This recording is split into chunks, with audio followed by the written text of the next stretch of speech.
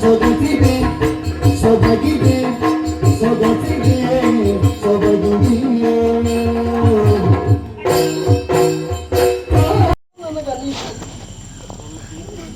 ಈಗ ಭಾವ ಇಲ್ಲದ ಬುದ್ಧಿಯಿಂದ ಮಾತ್ರ ವರ್ತಿಸುವುದಕ್ಕಾಗ್ತದ ಮನುಷ್ಯರಾದವರಿಗೆ. ಅಲ್ಲ, ಕೆಲವು ಸಲ ಭಾವನೆಯನ್ನೆಲ್ಲ ಹಿಡಿದಿಟ್ಟುಕೊಳ್ಬೇಕಾಗ್ತದೆ.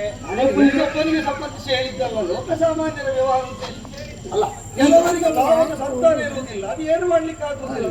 ಹಾಗಲ್ಲ, ಈಗ ಯಾರಿಗೋ ಒಂದು ಹುಂಚು ಪ್ರಾಣಿ ಕಟ್ಟಿದೆ, ಅವ ನಮಗೆ ಬಹಳ ಬೇಕಾದವ, ಜೊಲ್ಲ ಸುರಿಸ್ತಾ ಇದ್ದಾನೆ, ವೈದ್ಯರು 3 ದಿವಸದಲ್ಲಿ ಹೋಗ್ತಾನೆ ಅಂತ ಹೇಳ್ತಾರೆ, ಅವನನ್ನು ಹಿಡಿಲಿಕ್ಕೆ ಬರ್ತದ?